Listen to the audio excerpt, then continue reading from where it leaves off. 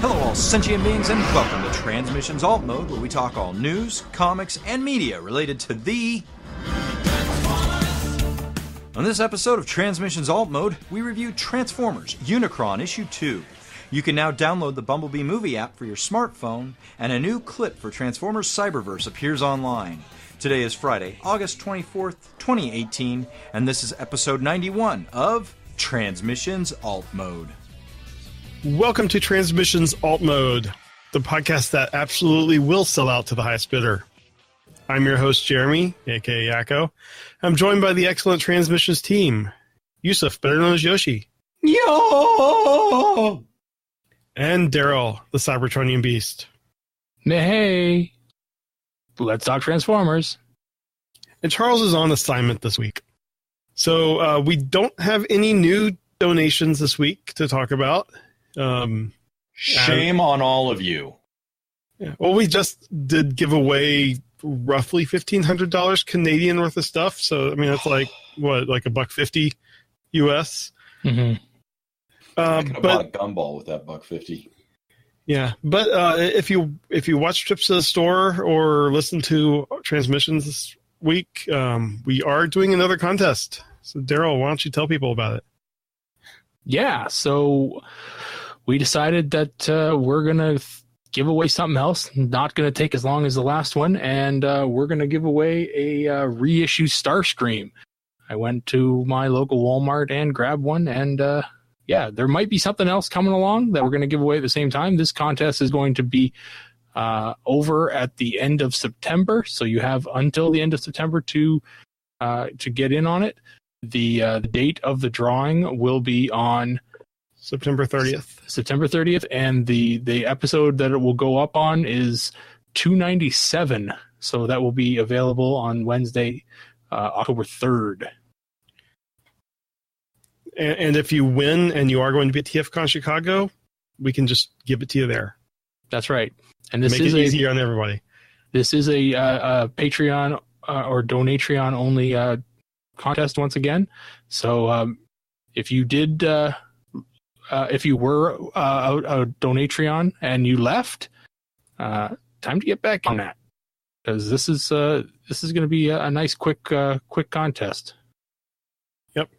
All right. Well, with that, we will move on. There's no comic news this week, so we will go straight into our comic review.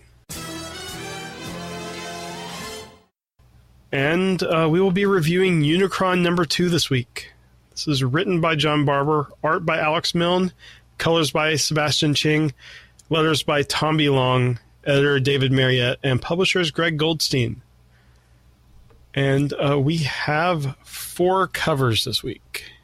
Cover A, I would say, is Starscream's Brigade, and this is by Alex Milne and Josh Perez, and it is basically Starscream surrounded by... kind of his allied people. You have like Elita 1, basically all the different counselors, but it looks like they're aligned with him, and Unicron looming in the back.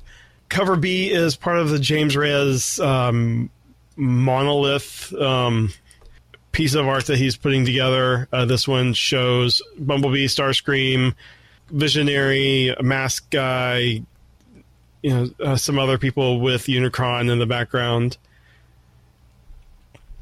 And this will be a combining cover with the other covers that he's done. Retail incentive A has Optimus, Windblade, and Bumblebee looking like they're preparing to face somebody. And this is by James Reyes and David Garcia. Or sorry, the cover B was by James Reyes and the colors were by David Garcia Cruz. This one, Retail Incentive A, is by Casey Collar and John Paul Beauvais. And then Retail Incentive B is just a Bumblebee with Unicron in the background, and it is by Francisco Francavilla. So, Yoshi, of these 4, which one do you think you prefer the best? It's funny. I have a favorite artist of these 4. And even though this person is my favorite, I find it funny how rarely I choose them. With that said, I'm going to go with cover B, James Reyes, because I like what he's doing with this. It's not quite, to me, his normal style, and it's unique, and it's rendering out this version of Transformers in just an interesting way to me. I really dig it. It's very heavy inks. Yes, well, that's part of his thing too, though. Right?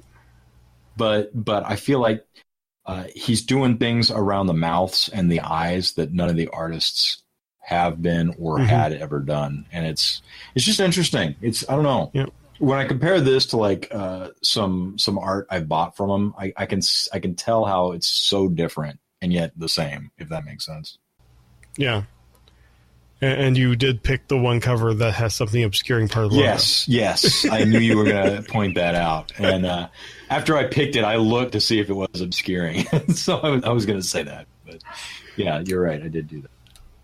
Cool. Daryl, what about you? Well, I can, because this book has been out for a while, I can say that I bought 3 of these 4 covers.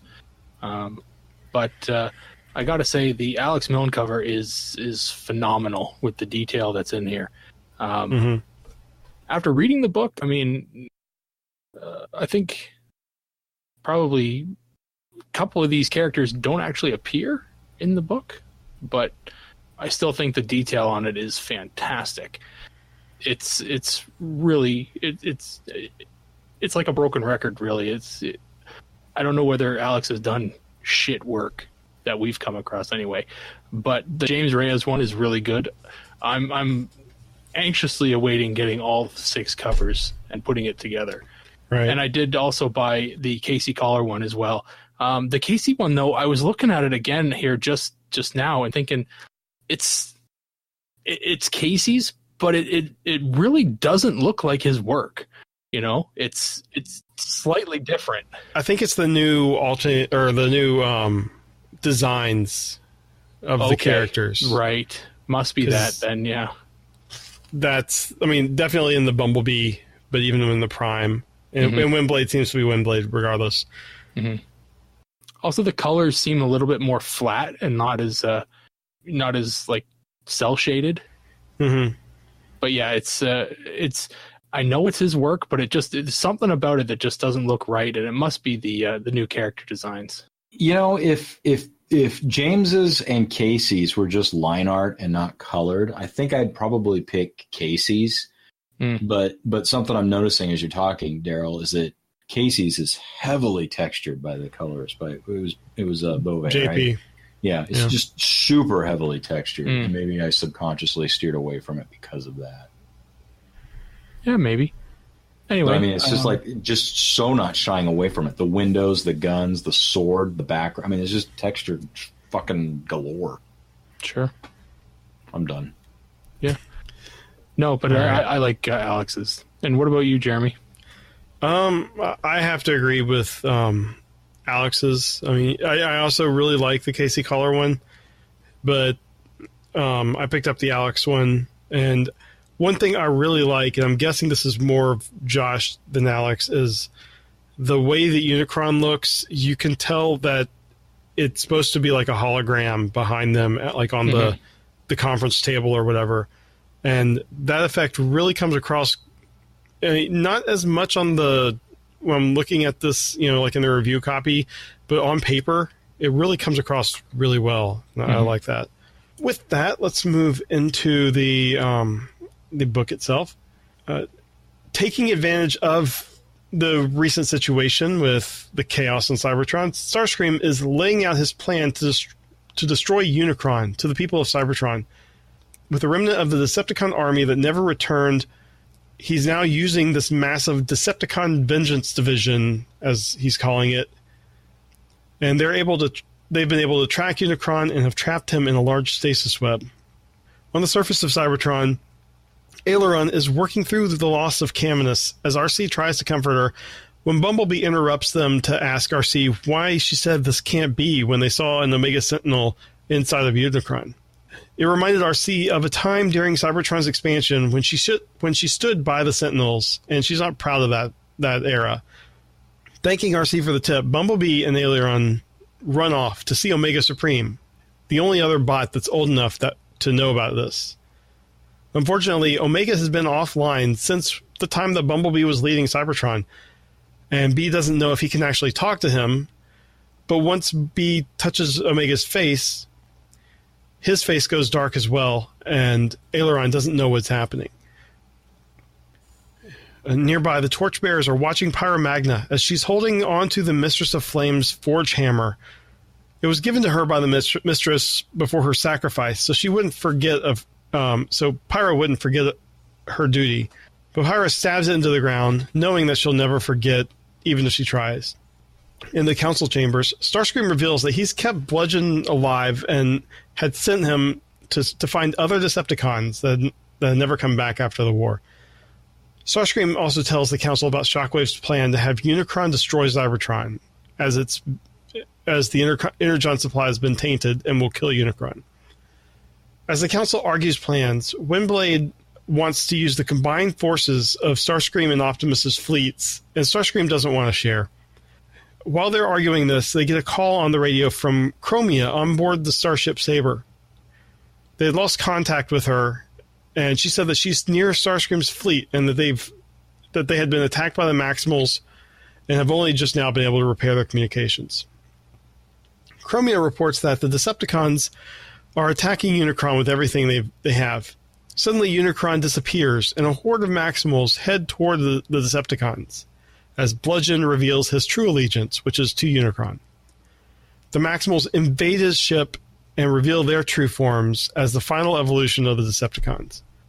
Inside Omega Supreme's mind, Bumblebee sees a history that's been forgotten. A world that's tearing itself apart by war has created a doomsday device. Once it was triggered, it destroyed the whole star system. In other worlds, such as Prismos, as it released its energies through space and time. The energies mutated the inhabitants of this world as they were killed into ghosts, or wraiths as they were now. And these wraiths fled to other systems. In the star system, a lone planet remained. Speaking a single word, Unicron, through Bumblebee, Omega Supreme dies. Aileron is finally able to wake up Bumblebee, as something is happening outside. They look up to see Unicron is transforming into a giant robot, and they race to find Windblade and Optimus. Bumblebee finally knows what Unicron is and how to stop it. They all have to die. And that is the end of the book. It wasn't very action-packed at all. This is issue 2, so it's very, a lot of exposition.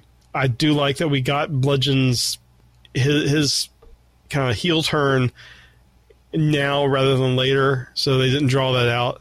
Interesting to see that the Maximal designs now look more like Liege Maximo.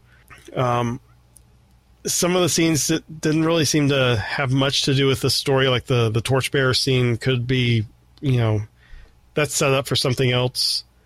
But the art in the book was, fantastic as always. The coloring was, I thought it was really good. There are some scenes that were like when the Decepticons are attacking Unicron, there's just so much going on in that one panel. Alex just kind of outdid himself. And then you have the Maximals when they're attacking. Daryl, what did you think of this book? It was very good. The lack of action, it kind of picks up at the end. I like the scene where Chromia, they kind of catch up with Chromia, and she just happens to be upon the giant armada of fucking ships, and she says, "Oh, they're acting rashly." Well, every ship in the fucking fleet is shooting on Unicron, right? And, from the explosion comes all the Maximals. That scene is pretty awesome, and I do like. Trying to remember what movie it is. It reminds me of a movie where they don't stop and attack the attacking ships. They just crash into them. It's, you can see the Maximals crashing through the bridge windshield kind of thing. And just it's it's pretty cool scene there. Having Bumblebee being able to communicate with Omega Supreme by simply touching him was odd, I have to say. I thought that there would have to be some other kind of way, perhaps, asking Windblade to come in because she is a city speaker. Perhaps there's some kind of communication that she can do. That's what I thought was going to have to happen. This seemed too easy to get the answers that they wanted. Very much Deus Ex Bumblebee. Yeah. So I wasn't exactly happy with the way that kind of came out. And have just Omega Supreme just die after that. I thought that was kind of a waste.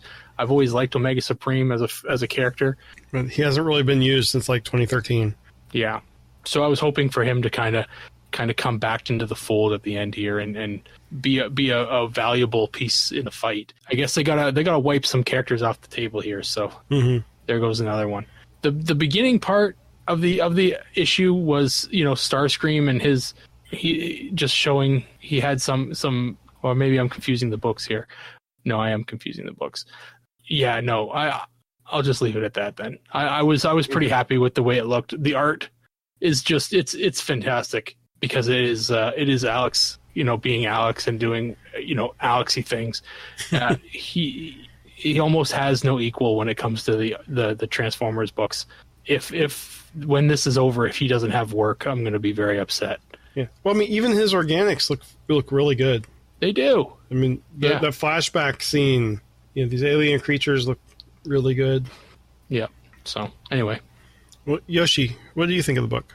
I feel we are suffering from the same thing we suffer from these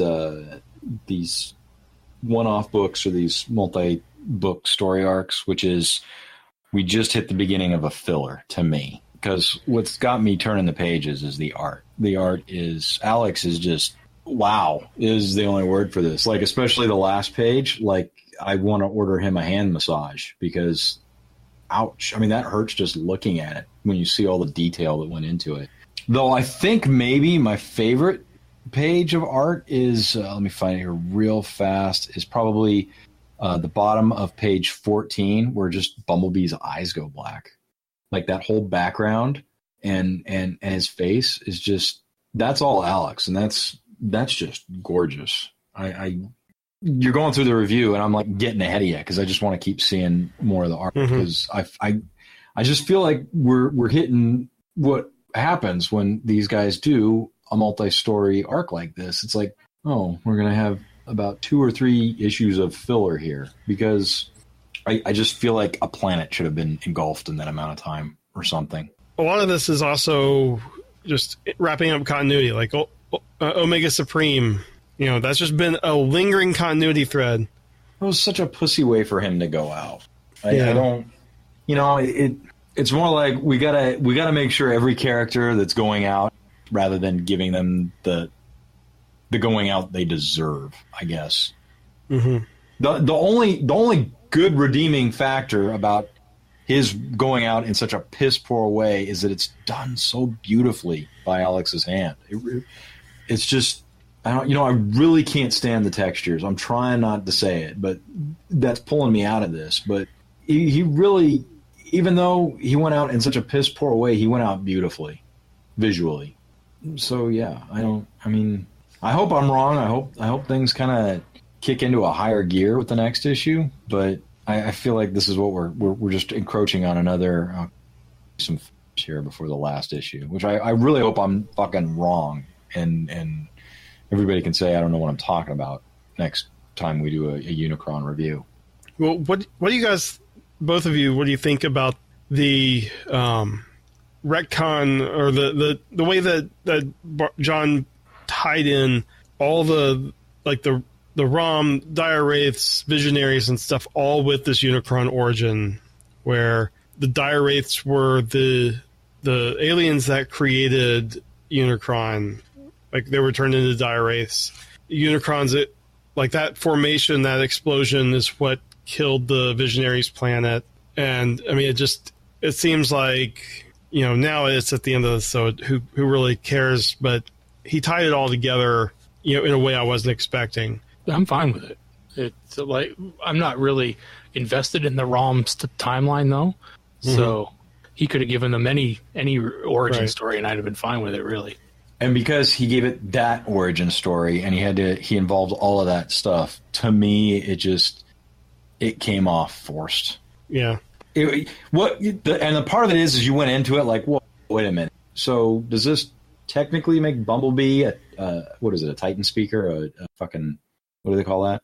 City speaker. City speaker. Does that make him a city speaker? And what would have been really cool is if when he came out of that mind meld, Windblade was standing there, Windblade was standing there going like, what the fuck? That's my job. Yeah. Well, Windblade's leader of the planet. So right. I know. It's just I felt like those two things didn't help for me. Yeah. And one last thing I wanted to bring up with you guys was the robot mode of Unicron. When we had talked with Alex, he had mentioned how he redesigned it, and I think this is our first really good look in the story pages, where the big kind of planet-consuming piece of Unicron in planet mode, like the big mouth, is his chest. And that's a departure from the typical depictions of Unicron. What do you guys think of that? I like it. It works for this universe, for this version of Unicron. And that's probably me so married to the G1 shit saying that, but I think it works. That's a fantastic update to his face. It's a fantastic update to basically his whole style, if you will. Now that I'm staring at it because you brought it up, it's hard not to make comparisons to the who's the fucking one? You know what I'm talking about? The one that's got the chest. The guy on the DJD. Yeah, DJD. That guy. It's hard not to do that comparison. But, what else are you going to do? Yeah. All right. Well, before we wrap up this book, there is a backup story. I'm not going to go in. Yeah. And it's a G.I. Joe backup story. Huh. I'm not going to go into the, as detailed of a review, but it's called Last Stand, and it's written by David Rodriguez. Art is by Nelson Daniel, lettered by Tom B. Long, edited by David Marriott. And you have Scarlet and Roadblock. I believe that's Roadblock. They're kind of pinned down. They're in the Lemuria, which is the Decepticon ship that was underneath the ocean. This is in Alaska. They're running out of ammo. They're about to, they're housing some people in there that are basically refugees escaping. They say space invaders. They're Cybertronians. We see a Beast Wars depth charge there, which is an odd choice for a character. You see other, the rest of the G.I. Joe team, they're all being bandaged up. They're not doing good. The Cybertronians are making their way in. And just before Scarlet and Roadblock make their last stand, Skywarp and Helix show up to basically save the day. And this is basically the wrapping up of the G.I. Joe part of the continuity. They're going through each of these issues of Unicron, have the creative team that did those books. Obviously, there's a significant person missing from the G.I. Joe creative team. But they get to kind of wrap up their corner of the universe. So, you guys have any thoughts on the G.I. Joe story here? Nope. It's nice that it's all tied in and that they're trying to give it a closure.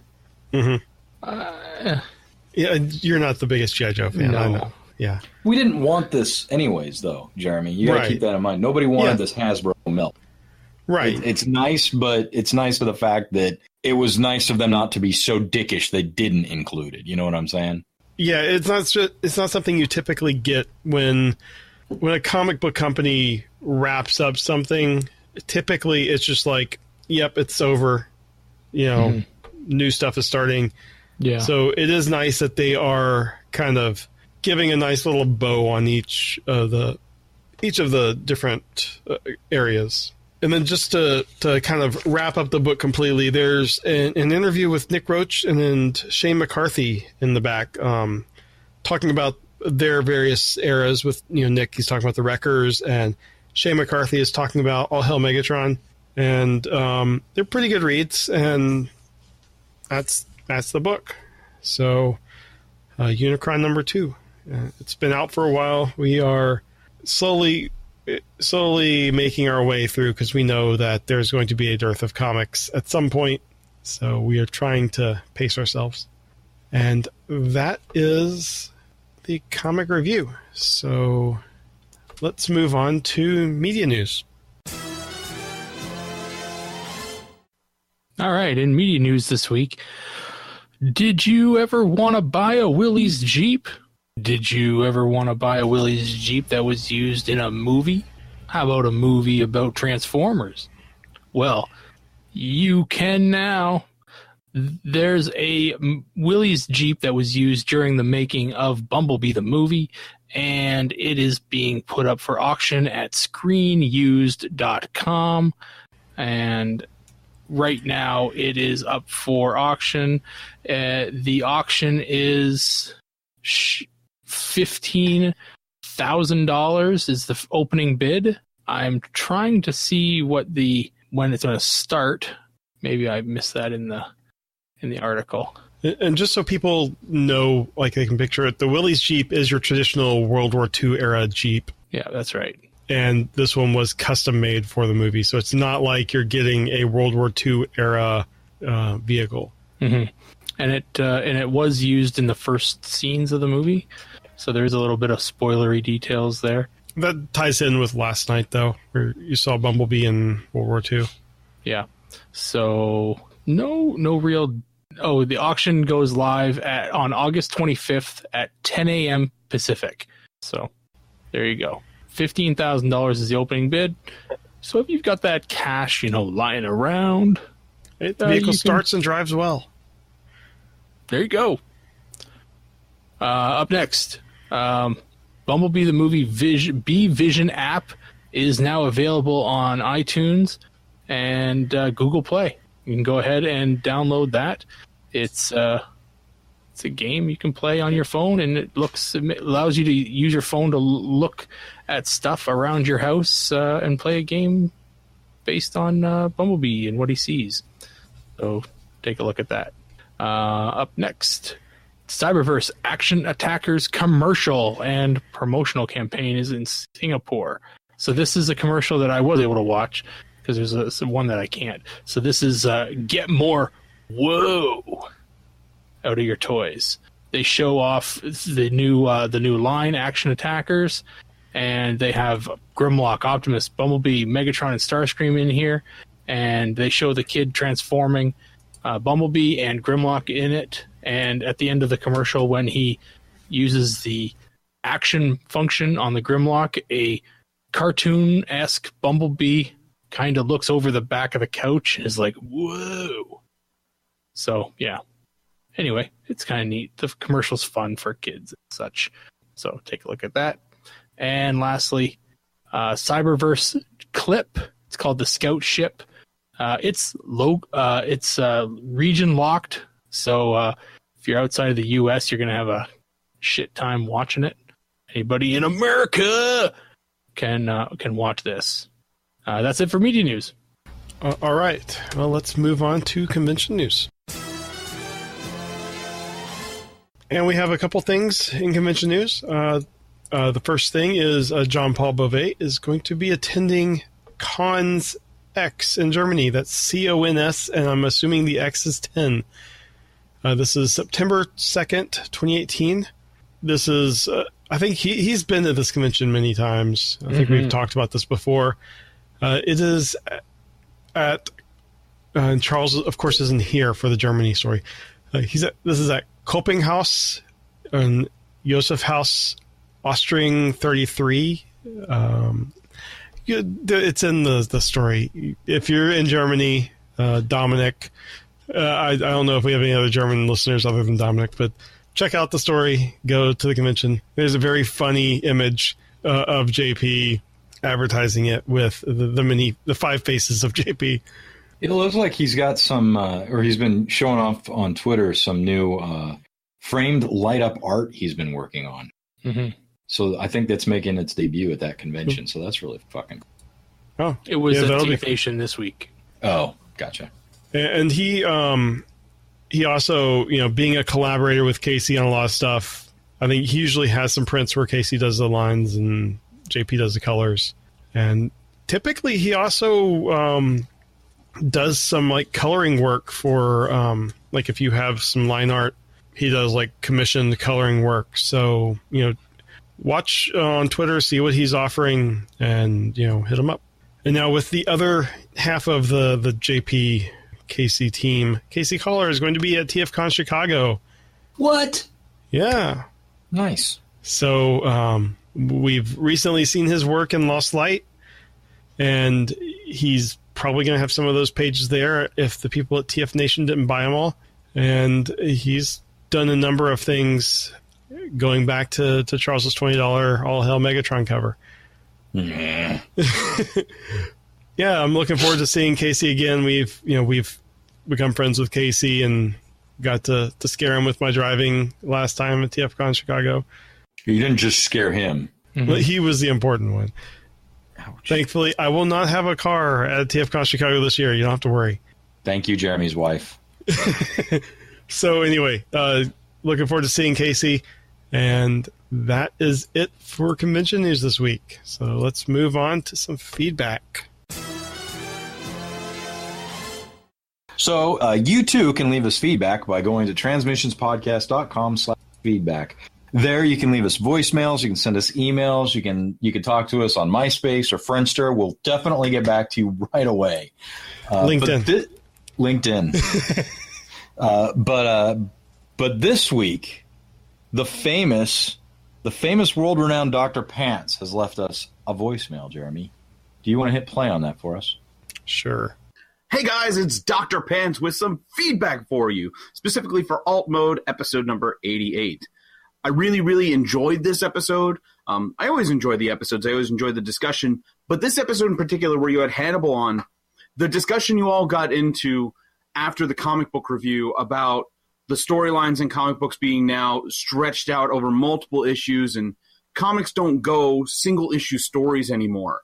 That discussion between all of you and why some of you like it, why some of you hate it, was really, really fascinating, and I agree on all fronts between both sides.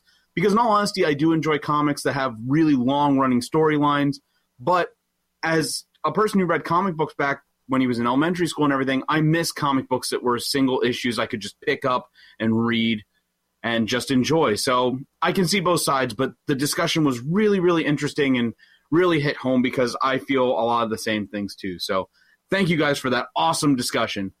But along those lines, I did have a question. I want to know, for all of you who are into comic books and maybe specifically the Transformers comic books, how often do you all go back and reread issues? And do you just reread single issues? Do you start from the beginning and read through the entire series?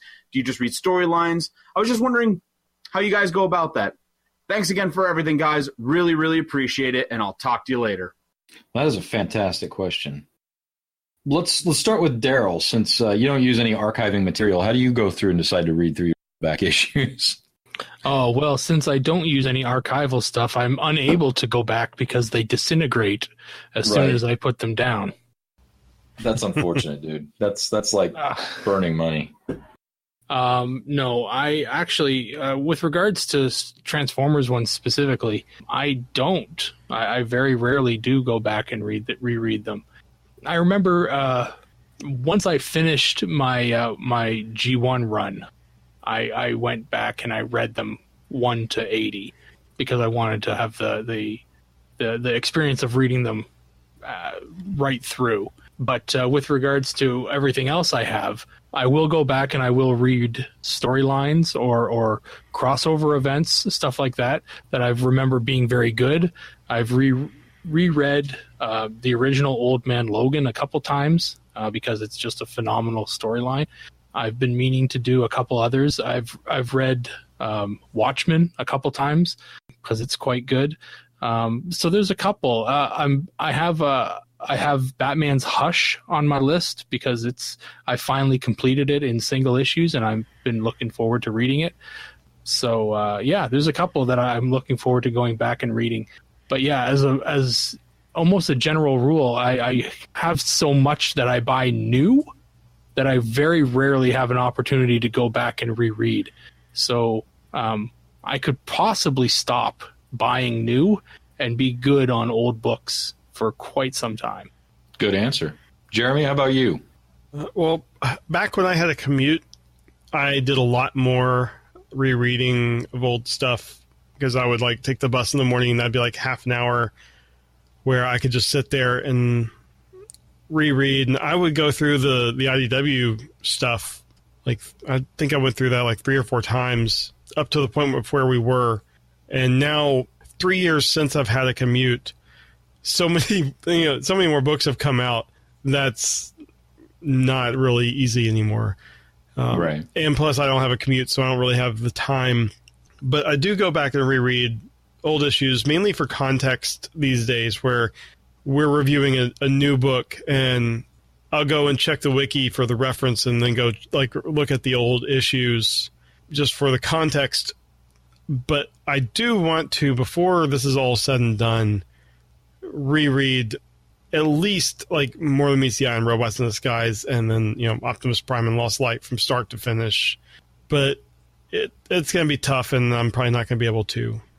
Regarding non-Transformers stuff, I reread Death of Superman every couple of years. Going back to high school, that's just a book that I've read numerous times. Yeah. Crisis on Infinite Earths, I like that. Kingdom Come is something I tend to go back to. That's an amazing story. Watchmen, I actually did not read until just a few years ago. Like, I was aware of it and I'd seen the movie, but I hadn't actually sat down and read it until a few years ago. But I don't think that's something that I would reread very much. Okay. So, yeah, that's pretty much it, I think. How about you? Well, you guys know I'm taking forever full read of the whole series. Right now on issue 7 of G2, and if you follow me on social media, you can see my slow but steady progress on that. And ever since I did those reviews on my website, like, I get a surprising number of random questions emailed to me from people where I have to go back and reread an issue. So I'm doing a fair amount of rereading, which is kind of nuts, before I've even completed like a solid reread from beginning to end. I've probably got, including comics, I've probably got 5 books/comics I've got bookmarked and I'm reading through at any given time. So I've reread Watchmen quite a few times because I really dig that. And that tends to also have a heavy influence on the comics I keep. If I don't think I'm going to reread a comic I've bought, I'll trade it back in at the store or give it to somebody or what have you. I know plenty of comic fans in Alaska that were friends of mine that just don't have a comic book store, so I'll send them the shit I'm not going to reread.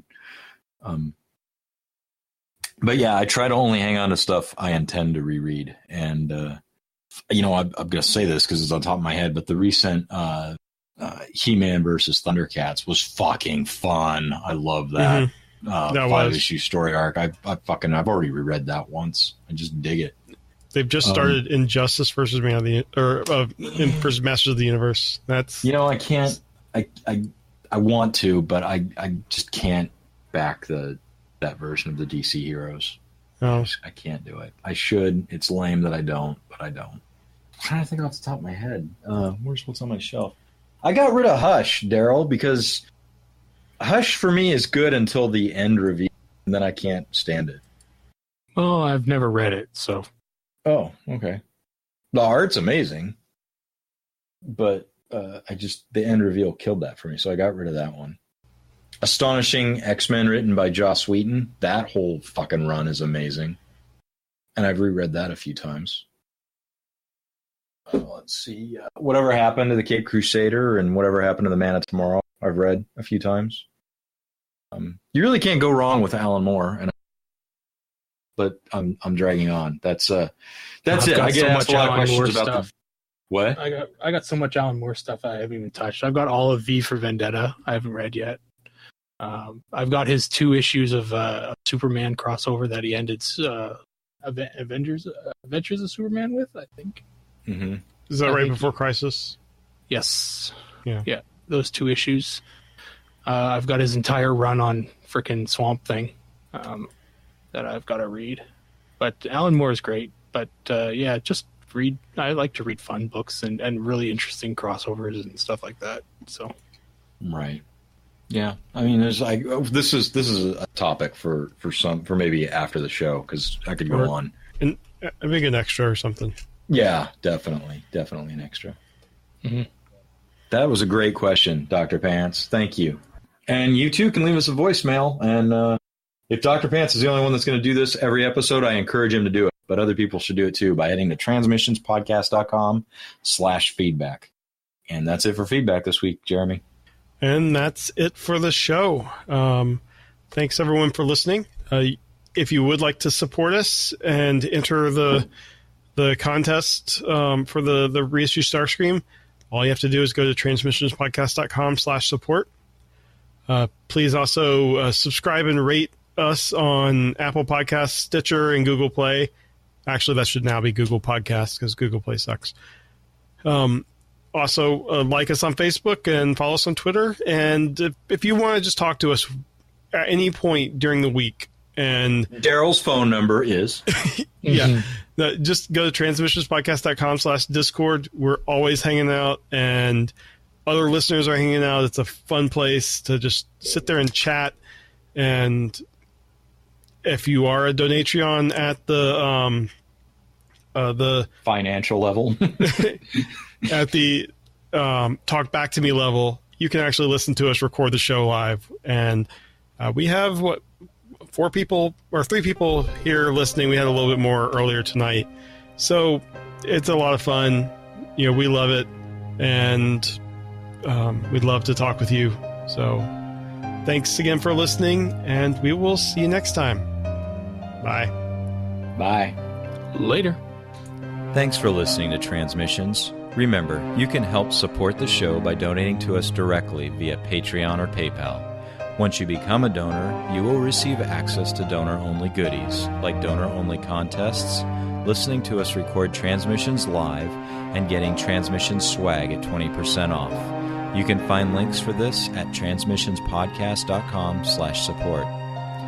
Subscribing to us on Stitcher, iTunes, and Google Play is also a great way to support us here at Transmissions. Every subscription we get helps us get better noticed on those services. Leaving us a comment and 5-star review doesn't hurt either. Be sure to come chat with us on Discord. You will find a link for Discord at transmissionspodcast.com/Discord. And of course, you can always send us an email at feedback@transmissionspodcast.com. Thank you all for listening, and we'll see you again next week.